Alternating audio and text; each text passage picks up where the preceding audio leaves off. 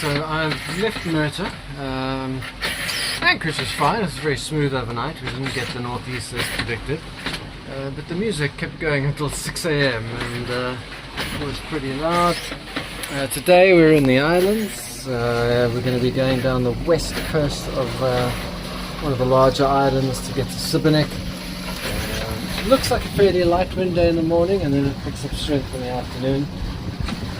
But we should hopefully be there before it gets too strong. I think there's predictions of 22-23 knots, which is out of my comfort zone. Ziggy following behind. They arrived in Murter maybe about 45 minutes after I did, after the wind had died. Today is a 22-mile day. I've done 3 already, so I've got about 19 to go. I'm charging my battery, so half a kilowatt on each, and I'm doing about 3.5 knots into a 6-knot headwind. Very pretty little boat over here. It was anchored in the same place we were last night. It's called Tequila, coming fast. I do quite like wooden boats, so I just never like to own one.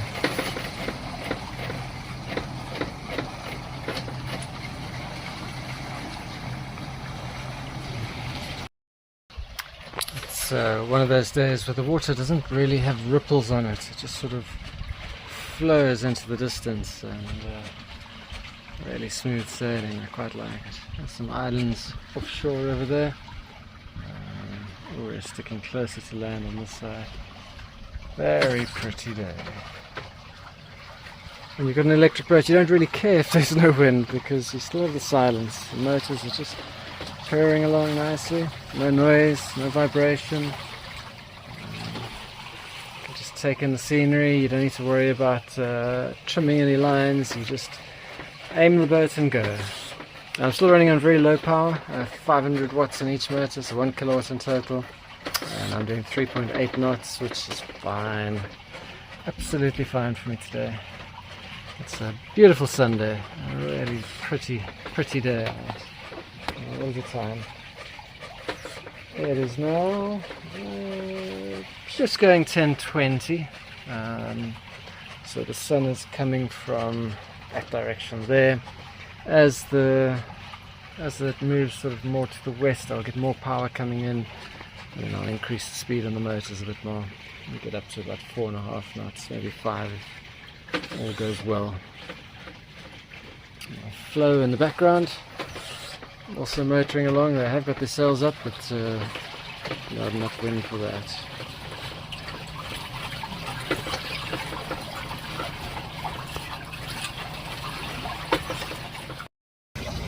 This is one of the dolphin watching boats going past, and I saw it coming in again last night after their sunset cruise. It must have been hundreds of people. It was just everywhere. You couldn't see an open seat anywhere. People were all around the deck.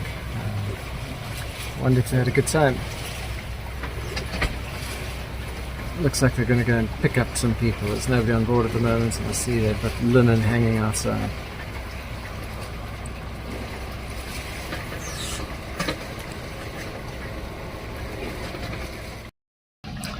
Fair amount of traffic up ahead. There's a couple of big catamarans and a sailboat. The catamarans will go to my right, the sailboat will go to my left, and there's a few small boats. We're going to turn left as we head around the corner in that direction. Quite a hazy day at the moment. Yeah, a couple of very big catamarans. The one close is a Bali, 45. I can't see what the other one is.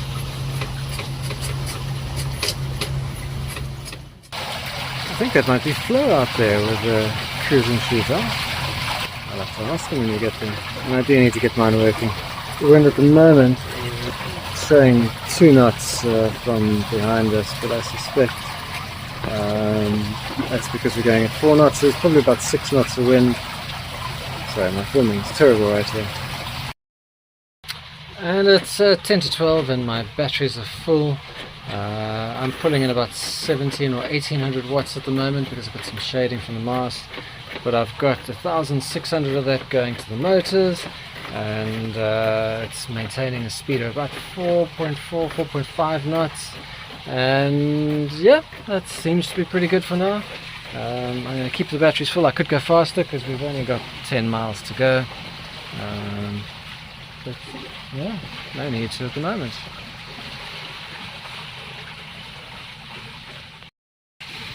That in the distance there is an isolated danger buoy, and you can see around it there's very light blue water, so it's obviously a very shallow point.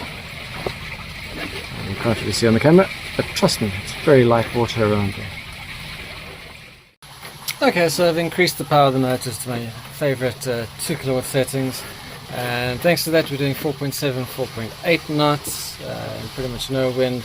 So we've got about 2 hours to go, and we're draining the battery at the moment at about 300 watts, and what that means is by the time I get there we'll be on about we would have reduced 600 watt hours from the battery bank, but 600 watt hours when I'm currently charging at about 1.7 kilowatts is going to take me less than half an hour to fill it.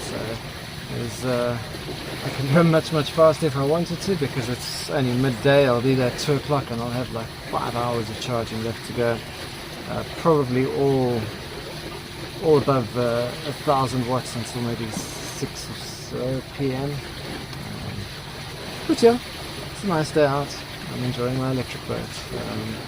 I'm quite happy when there's no wind. I go a little bit slower than I would when there's wind, if it sails. But I still have the silence. I don't have a lot of waves or swells or anything like that. So it's nice to take in the view. So that motorboat has just gone past, so we've got a wake coming up. There we go, a couple of seconds. This one we're going straight into, so it won't be bad at all.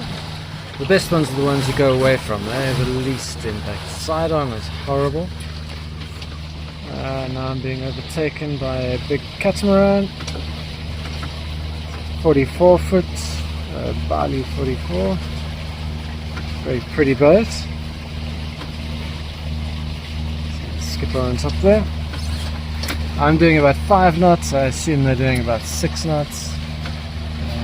And the nice thing is the sun is directly in front of us now, and that means all the shade is going directly backwards. And because of that, all my solar panels are firing on full power, and even though I've got 2 kilowatts on the motors and Starlink and what else is running? Starlink, and the fridge is running at the moment. It's very hot, the fridge freezer. I'm not draining the battery anymore, so you can almost tack to get better charging. Let's see what this Bali is doing. I think he's going behind the sailboat, so you get a good view of it. There's curtains in the back there. Keeps the sun off you. I do love that floor plan. The whole sort of inside-outside thing for me is brilliant. Although, to be honest, outside is actually even better because it's so hot. Alright, to the sailboat. Don't know what you're sailing, it's so light. What is the wind doing at the moment? Probably about 6 knots. I could be sailing. The wind is behind me, so I don't feel it at all. And it's time to turn. So autopilot plus 10. Autopilot takes us 10 degrees to the right, and we should be more or less heading towards that blue line again.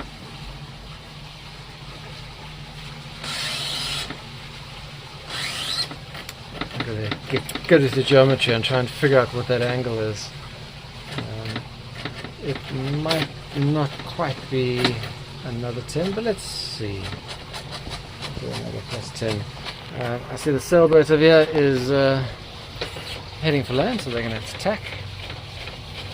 Let's watch how they do. If they don't tack and they crash into land, I get a brilliant video and millions of views, but I do hope they tack in time.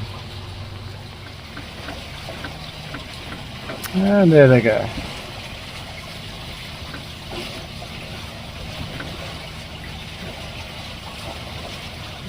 They cut it quite close because it's quite a narrow gap over here they've got to get out of.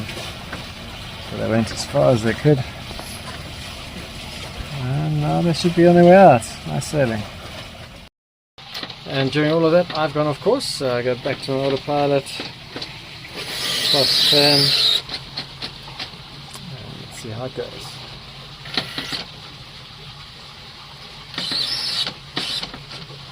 You'll see the wheel will actually adjust backwards. I wonder if 10 was enough.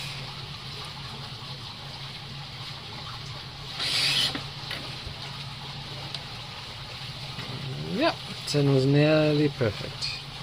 Maybe I could go 1 or 2 more degrees, so we go +1, +1. And then hopefully we'll join back up with that blue line, and if I zoom out, see, I've got to go past this little island and then turn left into Sibenik. The other option is to go completely left. Maybe I should do that. Yeah, I think I'm going to do that and see if it's more interesting. And this little island, or this settlement here, is called Prvic, P-R-V-I-C. They love vowels on this place. And it's from somewhere between the Middle Ages and the 1500s is when it was mostly settled. So that's the place. Got a fantastic little old town. Might be something that I come and check out in a couple of days when Candice gets back, because we both love a good little old town. I'm not sure if I've seen this boat before, but it's a nice looking boat. I get a lot of noise at the moment. Not too many people on board. I'm not sure if this is a little cruise ship or if it's more dolphin spotting. Hard to tell. I'll see if I can find it on marine traffic quickly. And it turns out it's a mini cruiser, 19 cabins, 38 guests. A marina, 44 meters long.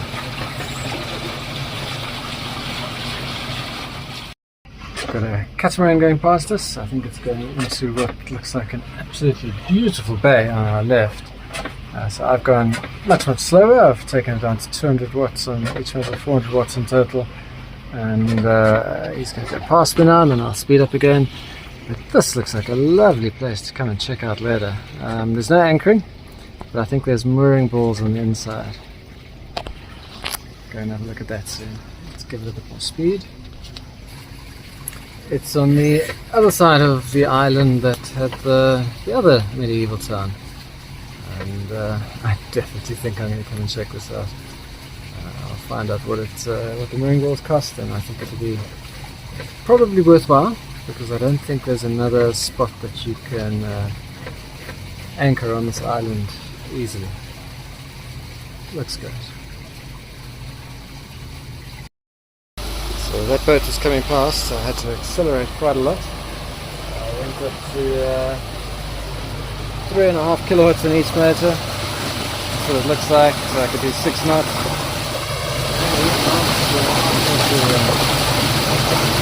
Yeah, there we go, and drop power again.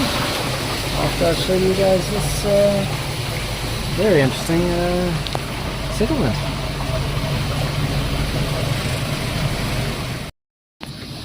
So this little gap here is the entryway to the city. It's quite narrow and quite busy, but it's also very memorable to me, because when I first chartered a boat, I only actually chartered a boat once. It was for my 40th and Candice's 40th birthday, and both our dads were turning 70 the year, so we decided to spoil all of us.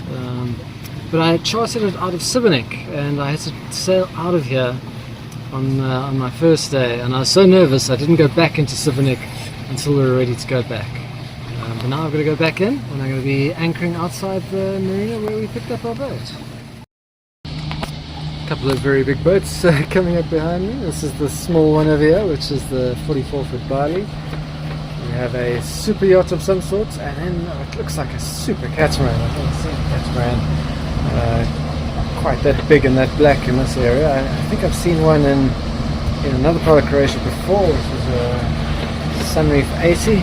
I'm not sure what this is. I'll check it out as they go past.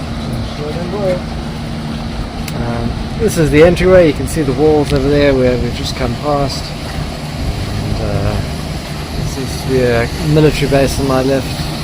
But yep, yeah, goes the super yacht.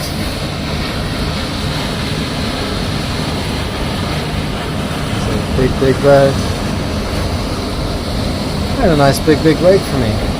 So let me take off the autopilot and steer a little bit out of the wake.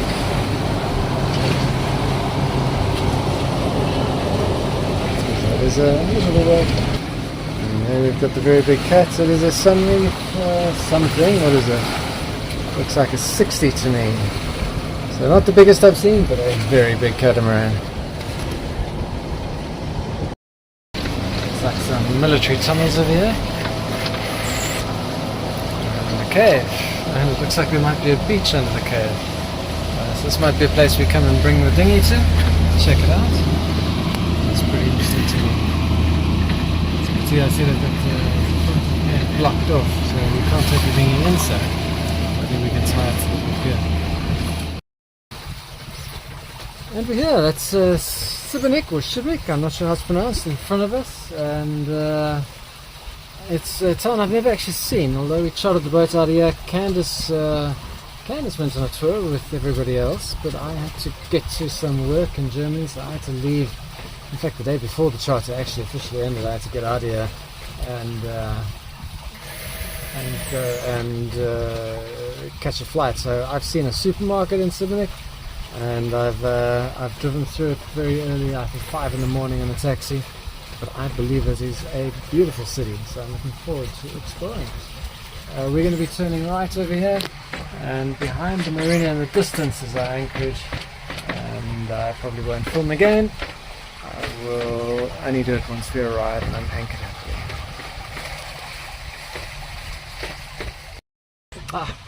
I'm actually going to film again because I do remember one more thing from this area, and that is just in front of us there is the fuel dock, and I had to stop there because you've got to return the charter boats full of fuel. So there is certainly a place I won't be visiting again. Last time it cost me 150 euros or so in fuel. We used 2 motors and a big catamaran. Now I will be waving happily cheers to these guys as we go past.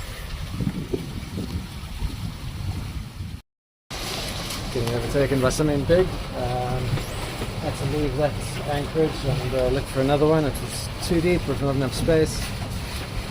So we are going on the hunt of another. So the wind was pretty unpleasant, and we've decided to go for an anchorage that's south of us, about 6 miles. It's going to be a very long day. It's probably going to be a 30+ mile day in the end. I've got my Genoa out. Just out was 20 knots, now I've only got 12 knots, which is quite nice, and it's coming from behind sort of the back quarter, and yeah, thanks to that I'm doing about 5 knots. I've still got some power going into the motors. I've got about 400 watts into each motor, so 800 watts into the motors, and I'm charging at another 400-500 watts, so I'll still hopefully arrive with a full battery bank, which will be good. A little bit better sail trim, and now we're doing 5.5 knots, 5.7, probably 5.5 on average, which is much better, which means we get there in under an hour, which is great. Glad I kept the mast. So far so good. I got 1000 watts going to the motors, and I'm doing 6 knots. I briefly saw 6.5, which is the speed record for me, but it looks like it's anywhere between 5.5 and 6.2, which seems to be what I'm doing. So, sailing along at 6 knots. Hopefully that boat in front of me goes on the upper side. I think they both will. The wind is coming from behind, probably at close to 20 knots at the moment. But luckily we're going downwind, so the swell is behind us. Water rushing by. Not too bad because we're going downwind. If I was facing into wind with this boat, it would be a whole other story. Sail pulling nice and hard. I think I actually need to raise the foot of the tack, they call it, of the sail. And so so I'm going to look into doing that in a few days. It's calm and I've got nothing to do. But for now, I just want to get to a safe anchorage.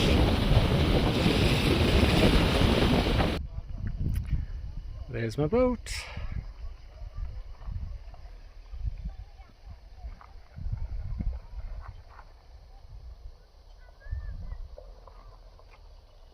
And there is an absolutely gigantic wall.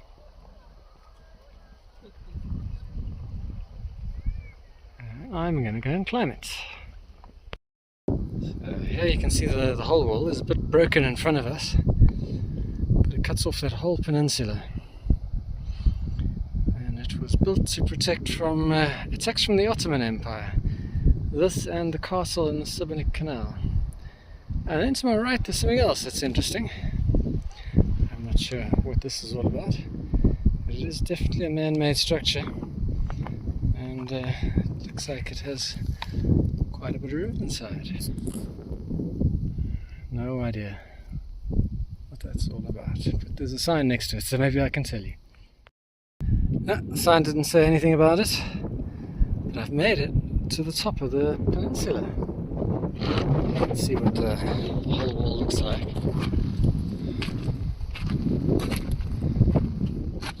It's a pretty cool spot. I think I might need to come back with Candace, especially because there are apparently jackals and hedgehogs in these hills. So that was a very long day, leaving Murter and going all the way down towards Sibenik at first, and then finding that we couldn't anchor in Sibenik, and in fact none of the anchorages nearby were actually suitable for the very strong wind which had come through, 20 odd knots. So we had to keep sailing south to get to a new anchorage we weren't expecting, called the Wall. And that meant that the total distance for the day was 35 nautical miles, so one of our longer days, but we did it quite quickly. We had a bit of wind helping as well, and the boat was motoring along in good sunshine earlier on, so it took us about 7 hours in total. In the next video I parked my boat at Split Airport to go and fetch Candace, and then we go and explore Trogir together. Thanks for watching.